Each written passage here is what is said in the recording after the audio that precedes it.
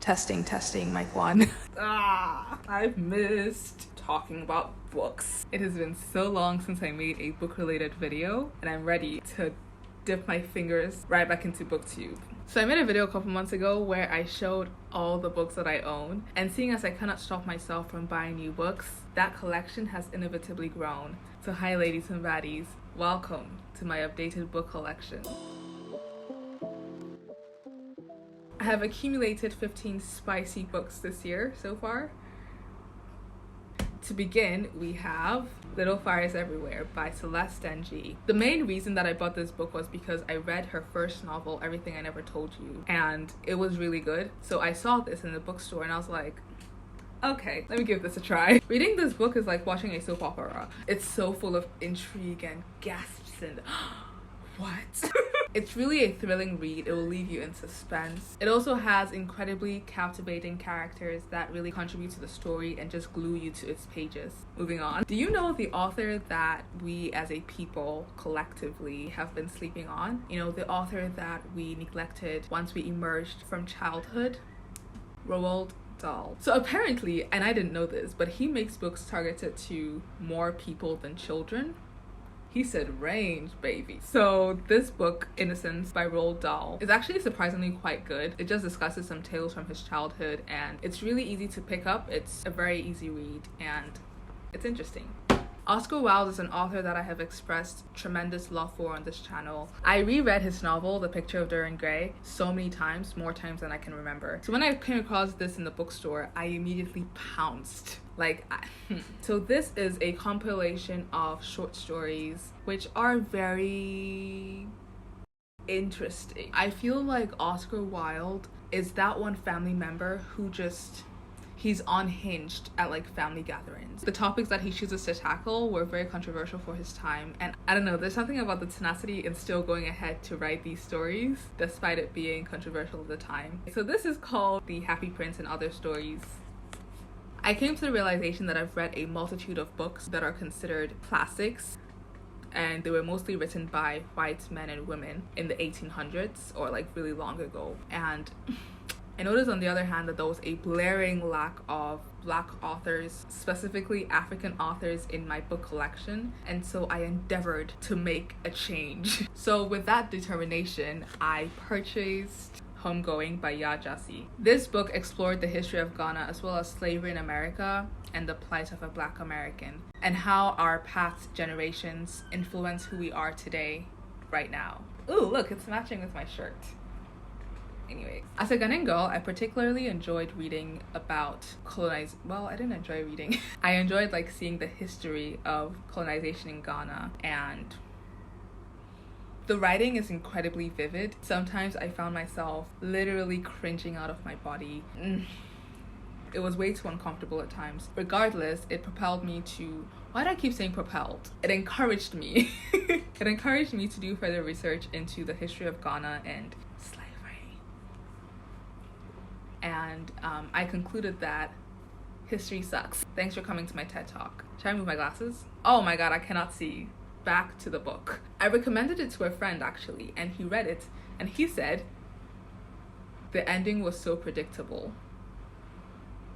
Okay, and yes, the ending was quite predictable, but in my humble opinion, in fact, in my proud opinion, I don't think that Gyasi was going for a shocking twist at the end. It was more of a build-up to see a full circle moment. So personally, I do not think that the predictability of it takes away from the story in any way, so I would still recommend it. Another African author that I adore is Chimamanda Ngozi Adichie. I cannot express just how much I love her work. Any piece of writing that she produces, I instantly fall in love with it.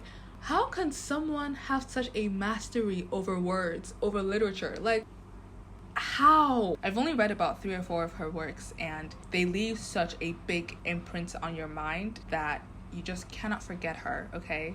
Unforgettable. More recently, I read Americanah, and all I have to say is chef's kiss, my dude. Reading this book made me feel everything.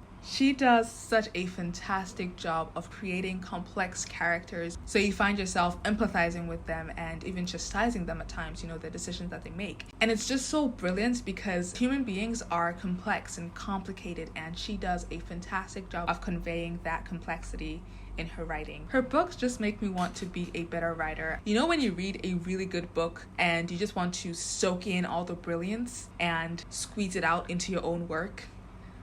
That's how reading her work makes me feel.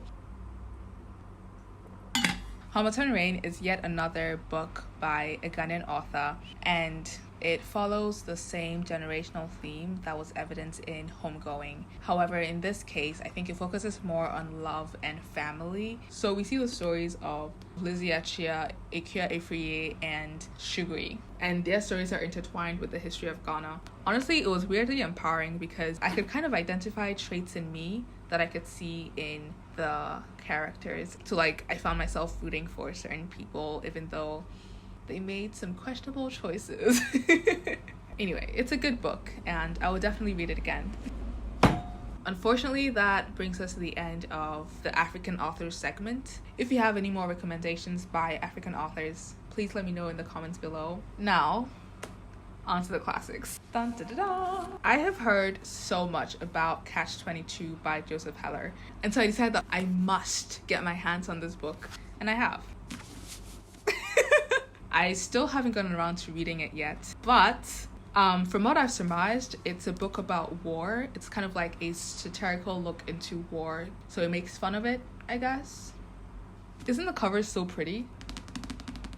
The Dutch House is a book by Anne Pachett. Apparently it is yet another war-themed book, I think. I haven't read it yet. But I know that Anne Pachett is a really good author, so I'm excited to read this.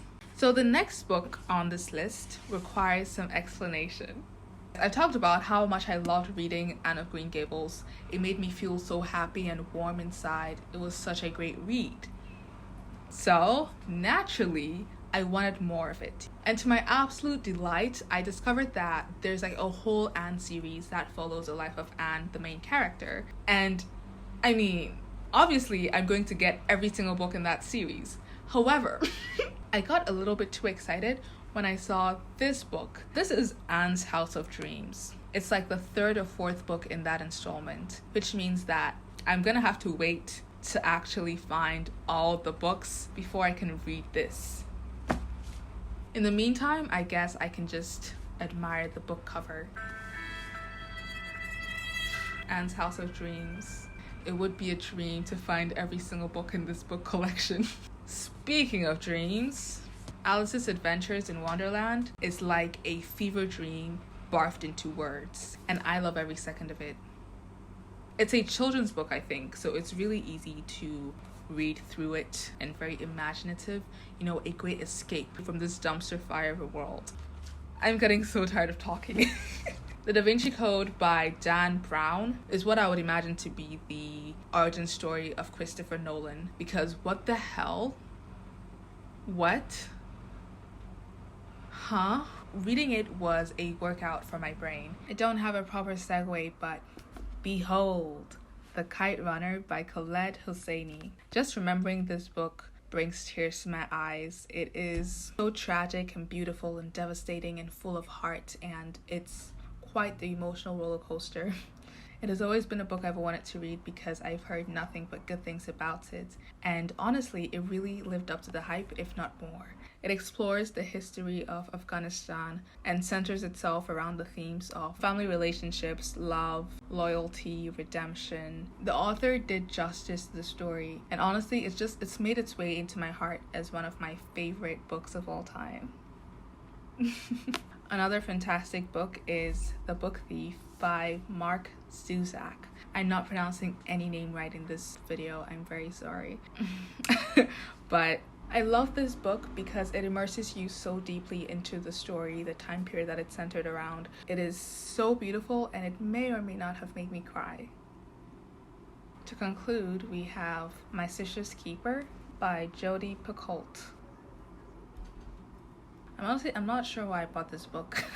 The title just intrigued me and I thought, hey, why not? I've not gotten around to reading this book either, but I am expecting full-on tears. I am expecting to be sad or angry or really just feel any emotion that isn't joy. It's not as if I don't have enough problems to be sad about in real life. I want to be sad about fictional characters too. Okay, we've reached the conclusion of this video. Thank you so much for watching, and I will see you in the next one. Bye!